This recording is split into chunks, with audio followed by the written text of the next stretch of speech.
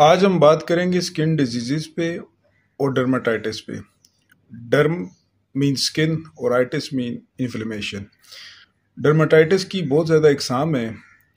एक कॉमन चीज़ है डर्माटाइटिस में कि इसमें स्किन की रेडनेस, ब्लिस्टर बन जाते हैं, ईचिंग हो जाती है और इस हिसाब से हर किसी का अपना नाम है। लेकिन इस वीडियो में मैं इसको बहुत ज़्यादा सिंपल रखूँगा। मेरे ख्याल में ये उन लोगों के लिए बहुत ज़्यादा मुफीद है जिन्हें किसी भी किस्म की स्किन प्रॉब्लम है। कॉन्टैक्ट डर्माटाइटिस में कॉन्टैक्ट की वजह से ईचिंग और रैश पड़ जाती है। एटॉपिक डर्माटाइटिस होती है और सेबोरिक डर्माटाइटिस और भी बहुत ज़्यादा इकसाम है, जैसे लिस्टन प्लैनस, इम्पिटाइगो, कैंडिडिया, एक्जिमा या सिरोसिस। इसके अलावा एलर्जिक रिएक्शन होते हैं या इम्यून रिएक्शन होते हैं। ये बैक्टीरिया या वायरस की वजह से भी होती है या किसी फंगस की वजह से। ये जितने भी सिम्टम्स आते हैं ये हमारे अपने इम्यून सिस्टम की वजह से आते हैं जो रिएक्ट करता है। इम्यून सिस्टम ज़्यादा रिएक्ट करता है इसमें। सो इसका जो कॉमन ट्रीटमेंट है वो स्टेरॉयड है। टॉपिकली दिए जाते हैं या ओरल दिए जाते हैं। स्टेरॉयड हमारे इम्यून सिस्टम को सप्रेस करते हैं। इसके ट्रीटमेंट में एंटीबैक्टीरियल भी दी जाती हैं। एंटीबैक्टीरियल जो कि सिर्फ बैक्टीरिया को किल करती हैं।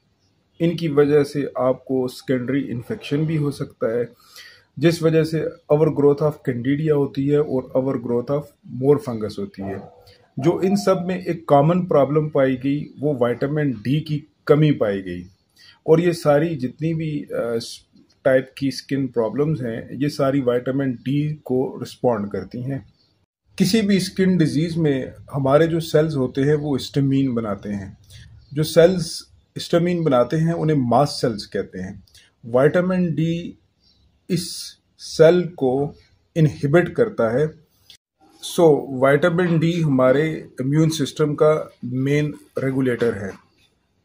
स्ट्रेस की वजह से कार्टिसोल भी ज़्यादा हो जाता है जो कि विटामिन डी के लेवल को कम कर देता है। हम मिसाल के तौर पे एक्नी को देखते हैं, इसमें सेबेशियस ग्लैंड इन्वॉल्व होते हैं। जैसे आप विटामिन डी लेते हैं तो ये नॉर्मलाइज होना शुरू हो जाते हैं। सेबेशियस ग्लैंड को विटामिन डी रेगुलेट कर। डैंड्रफ जो कि सर पे होता है उसमें भी आप विटामिन डी की क्रीम यूज़ कर सकते हैं। साथ साथ एंटी फंगल में आप कीटोकानाजोल यूज़ कर सकते हैं। एक्जिमा या सोरियासिस या एलोपेशिया सब में विटामिन डी की कमी होती है। हकीकत में ये लो विटामिन डी का लेवल ही होता है जो हमारे इम्यून सिस्टम को ट्रिगर करता है।